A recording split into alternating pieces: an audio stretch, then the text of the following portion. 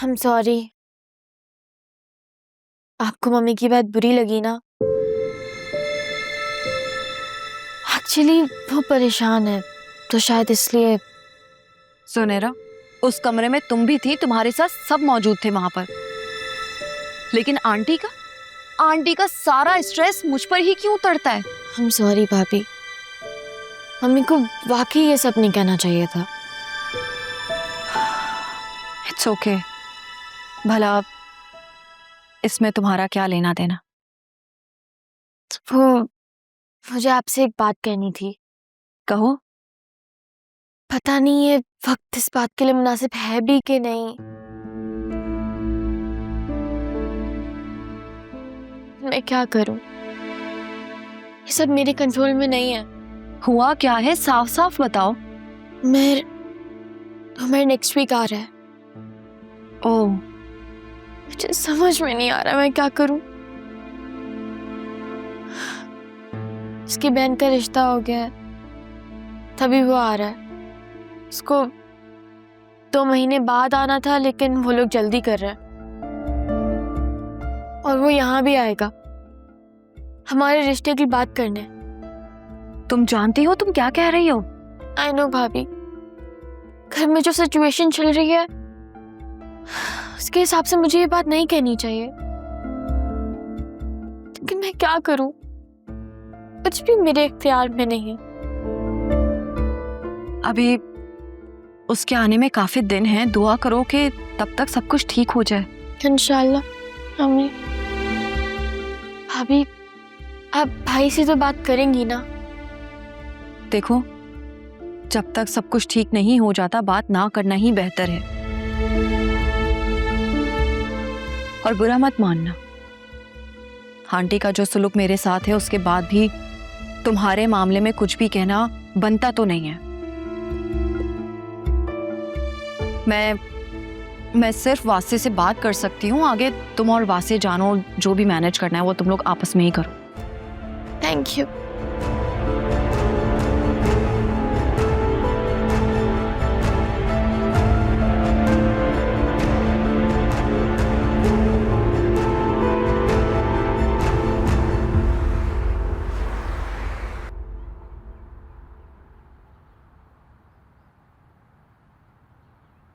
फरिया, बहुत दिन हो गए, वास्ते मुझसे मिलने नहीं आया। कहीं उसने इनकार तो नहीं कर दिया? उसके भाई को पुलिस ने पकड़ लिया था, उसके बिजनेस पार्टनर से कोई उसका डिस्प्यूट हो गया था। ये तुम्हें वास्ते ने खुद बताया है? नहीं, किसी और ने बताया।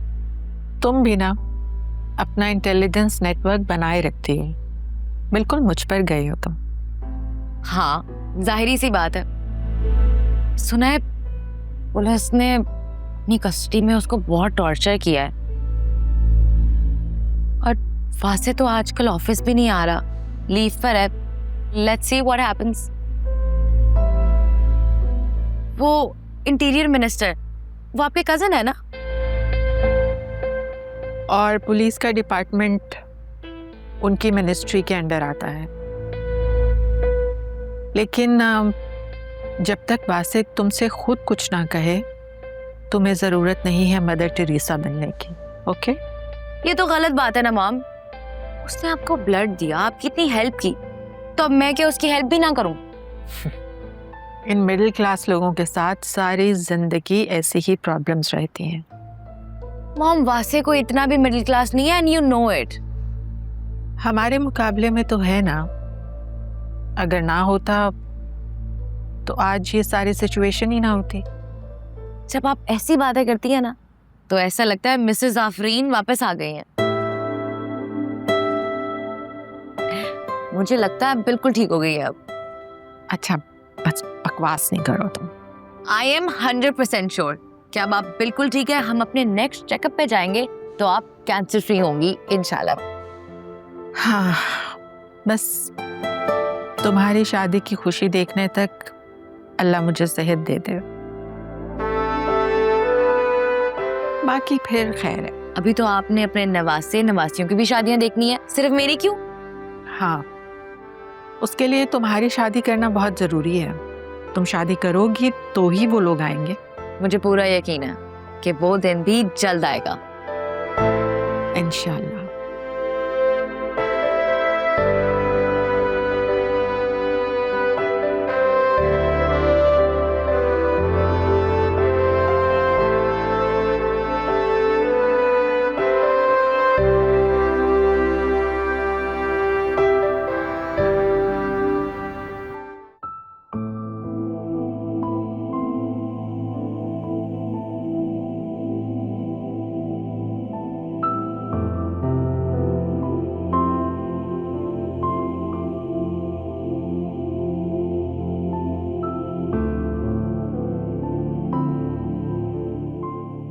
सही बेटा,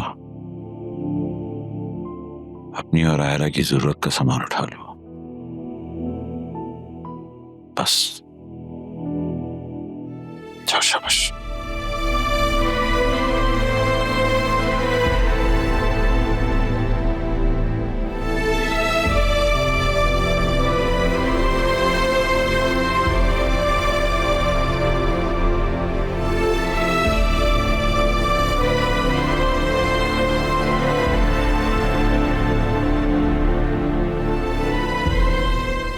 मैं इस घर से कोई भी चीज अपने घर नहीं लेके जाऊंगा। इतने कठोर मत बने आप। हमने तिनका तिनका जोड़कर इसको घर बना कर दिया था। एक तो बेचारी का हंसता बसता घर उजड़ गया, सब कुछ उसका बर्बाद हो गया, और ऊपर से आप कुछ लेकर भी नहीं जाने दे रहे। खुदा गौरत करे उस मनहूस आदमी को। जोया के जेठ फ्लैट बेचने कब आ रहे हैं? कल आ रहा है। मैंने उससे कह दिया है कि आज हम अपनी जरूरत का सामान उठा लेंगे, फिर बाकी सारा सामान चाहे वो बाहर फेंक दे, हमें इसमें से कुछ नहीं चाहिए। उन्होंने क्या कहा है? वो कब आ रहे हैं हमारे घर? हमारे घर क्यों आएगा? किस खुशी में आएगा? मैंने उसे साफ साफ मना कर दिया है कि वो हमारे घर ना आए। अब हमारा उनसे कोई ताल्लुक नहीं। जिससे रिश्ता था उसने हमारी कमर में खंजर घोंप दिया। बाकी रिश्तों से हमें क्या लेना देना। ये क्या कर रहे हैं आप? वो आयरा का ददियाल है, बच्ची को उसके खून से क्यों दूर कर रहे हैं आप? कभी नाखूनों से गोश्त जुदा हुआ है? अब तुम मेरे सामने उनकी वकालत मत करो, समझी? असफर के निकम्मेपन में उन लोगों का भी बहुत बड़ा हाथ है। बचा ले जो भाई के कान खींचे हो कभी। असलम साहब, अब आप ज्यादती कर रहे हैं। वो 7 समंदर पार बैठकर बेचारे क्या कर सकते हैं? आपने अपने दामाद की हरकतें नहीं देखी? अल्लाह जाने कितने झूठ बोलकर डॉलर हड़प कर चुका होगा अब तक उनसे लेकर। मैं जरा जोया को देख लूं, को मदद की जरूरत हो उसके।